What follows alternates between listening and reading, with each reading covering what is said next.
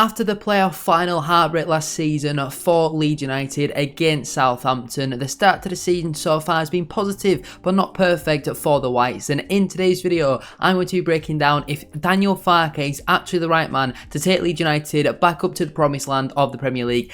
And will he be able to keep them in there? Let's find out. Now, like I mentioned, Leeds have had a positive start to the season. They sit 4th in the table. They're yet to lose a match. They've won back-to-back league games going into that international break. They are already 4 points off of top of the table, but it was a very, very busy summer transfer window for Leeds United. They lost a lot of very, very good players, and they didn't really spend too much money, in all honesty. They got €46.7 million for Jorginho Rutter, just over €40 million for Archie Gray, just under €30 million for Somerville. I think Sinistera was always going to Bournemouth. He was on loan there last season. I'm pretty sure it was an obligation to buy. Glenn Kamara leaving the football club for €10 million. I thought was an interesting departure. He's not been there for too long, and I didn't think he was going to get that much money in all honesty. Charlie Cresswell also left the club finally as well. He never really got a chance at Leeds United, and some of the Premier League signings, likes of Roca and Llorente, also both joined Real Betis, but they didn't really spend too much money, to be fair. They brought back Joe Rodon on a permanent basis, which I think is a very good signing. He was very good for them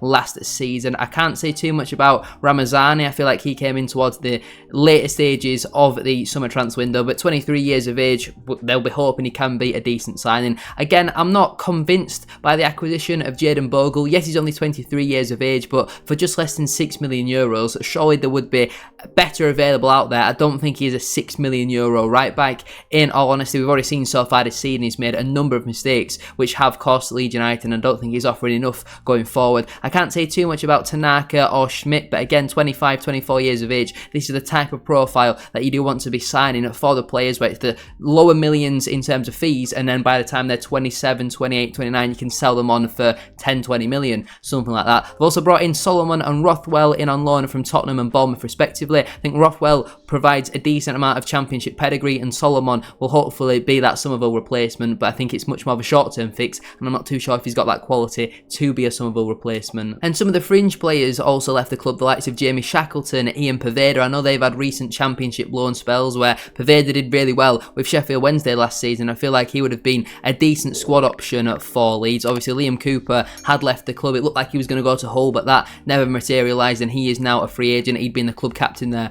for a number of years. But the Leeds United squad now is looking pretty well balanced all over the park. Obviously, if you're a left wing, you can play on the right, and some positions are not perfect. A player whose font looks slightly different is obviously Rothwell and Solomon, as they are in on loan, but there is a well balanced squad here. I think they could have done with a little bit of depth for Joe Rodon. I know Ethan Ampadu can play in there, but again, their midfield depth isn't the greatest. They'll have the young players that they're able to drop in and out of there if they do need, so I can understand why they haven't gone and splashed £20 million on a centre back, because Rodon is obviously one of the best in the division, and they do have the cover. But I feel like for a squad of Leeds United's pedigree and the money that they've received this summer transfer window, why would they not be able to go and just get another centre back in, even if it's a loan from a Premier League club? Obviously, on paper, you would say the squad is a lot weaker than what it was last season. Archie Gray was very good last season, especially playing as a right back out of position for a lot of it. Somerville was definitely the best player in the division. I look at their striking options. I think Joseph could be a decent player. Is he ready to be a 25 goal season striker for Leeds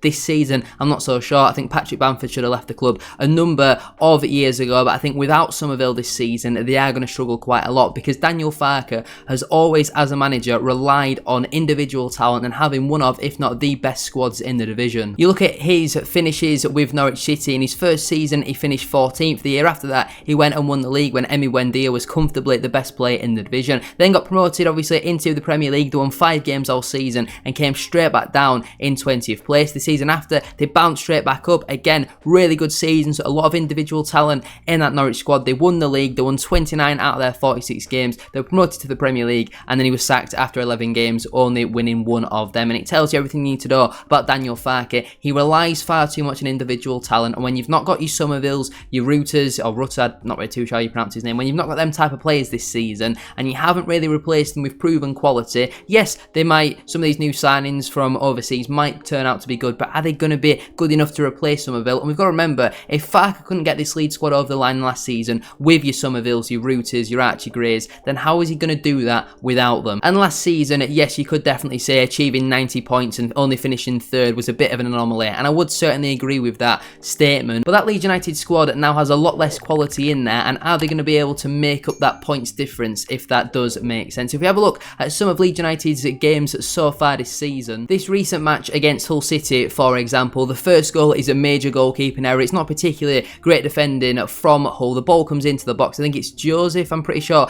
gets across the man, and the goalkeeper's just in no man's land. And the second goal, Hull are obviously committing a lot of bodies forward, and Leeds managed to catch them on the counter, but I still think, again, the goalkeeper could have done better. Statistically, you would definitely say that Leeds United deserved to win this match, but again, it came down, for me personally, to a lot of individual talent. A lot of the attacks were coming down that left-hand side, and you look at the structure of the Leeds United team, you can't really say what formation that is. You can see that the back four are here, but they're not really similar. You got Ampadu just in front of the back four. You got four players basically stood on top of each other, and the Leeds United number 14 is kind of drifting out towards the left, but there's no real structure there. You could certainly say Hull's is a little bit more structured. You clearly see here the 4, the 5, the 1. It's a little bit better than this from Leeds United, and again, it comes down to a lack of discipline.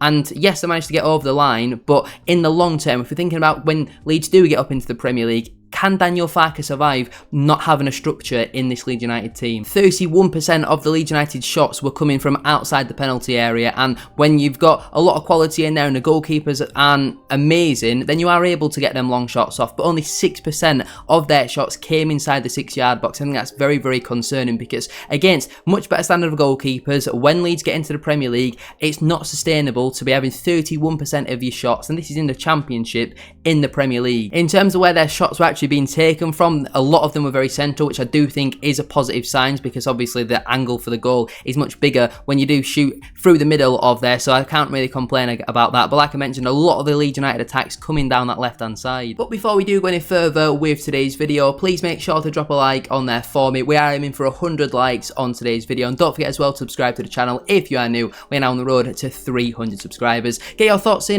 down in the comment section down below. Where do you think Leeds United will finish this season, and do you think Daniel Farke is the right man to take Leeds forward long term? This match against Sheffield Wednesday as well is a very similar story. They won the game 2-0, some very good goals in there. Watch this game live on the telly. Leeds definitely did deserve to win the match. They were the better side, but their goals again come down to individual quality, and the Dan James goal, I don't know what the Sheffield Wednesday goalkeeper is doing, but he commits himself far too early, and it's actually quite a poor finish from Dan James, but it manages to find its way into the back of the net. Again, a lot of the Leeds United attacks focusing down at this left hand side. The player positions, we come back to the structure. I'm very big on teams having good structure to be able to win football matches, and it just seems to be all over the place. It's kind of like 2 lines of 5 basically, and the Sheffield Wednesday structure, to be fair, isn't really much better. It might just be a Championship thing, because it seems to be quite consistent with a lot of the teams, but Danny Rowley's a very good manager, and I think if you swap the managers in this game, Sheffield Wednesday get absolutely hammered in it, because I think that Sheffield Wednesday squad on paper isn't really good, but I think the Leeds United squad on paper is obviously very good. I know I've stated the obvious there. A lot of the Leeds United shots, again, coming from outside the penalty area, 38% of the shots from outside the box. To be fair, inside the 6-yard box has improved here, with 15%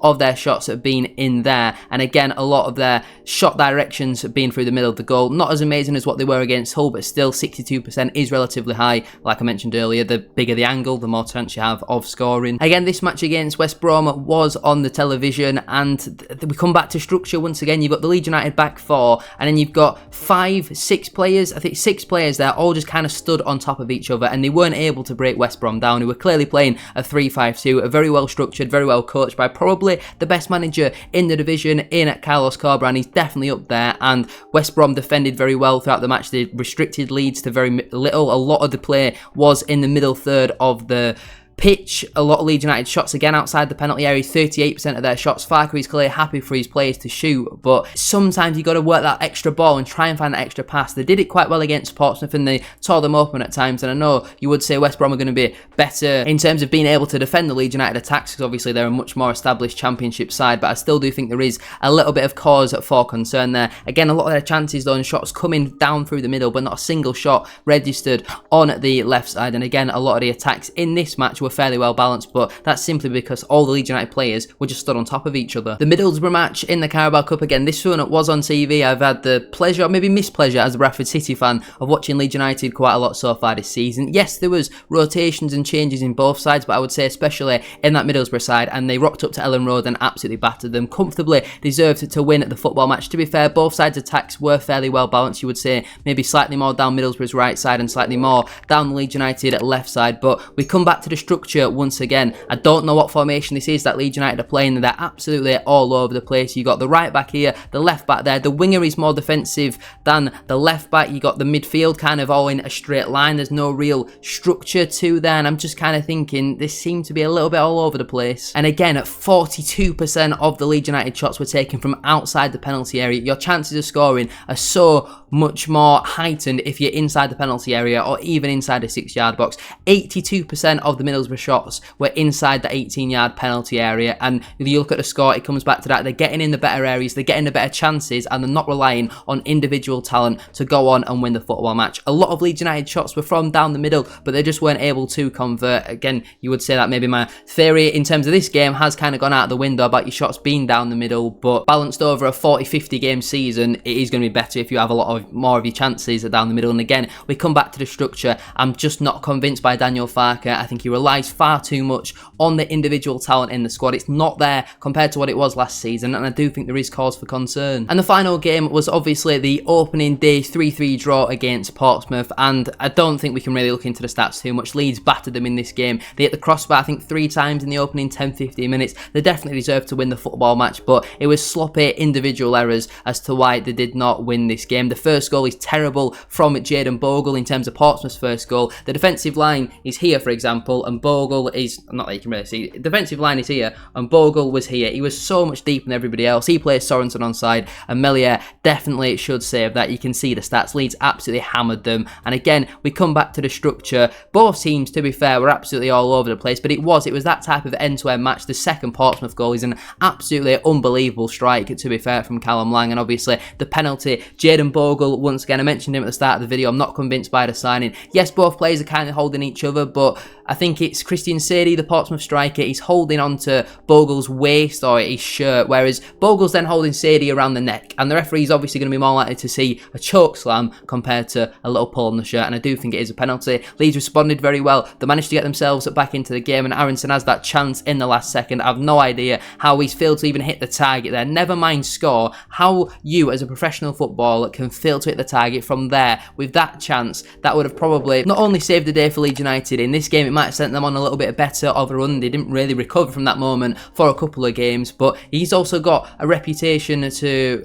relationship to rebuild with the Leeds United fans after kind of walking out and going out on loan last season. He thought he was too good for the Championship, and that moment there kind of proves maybe he's not too good for the Championship. Overall then, for me, I would say I would expect Leeds United to be promoted this season under Daniel Farke, but it's the long term. The concern for me going forward, he relies far too much on individual talent. There's not enough structure in that side defensively. They're going to concede goals from doing that. I'm not convinced by some of their signings. They've gone a little bit rogue instead of getting proven quality in. I really do like the signing of Joe Rodon. Apart from that, I wouldn't say I'm entirely convinced by a lot of their business, but some of them, to be fair, I don't know all too much about. I guess time will only tell. As of right now, though, I don't think Daniel Farke is the right man to take Leeds United forward for the long term.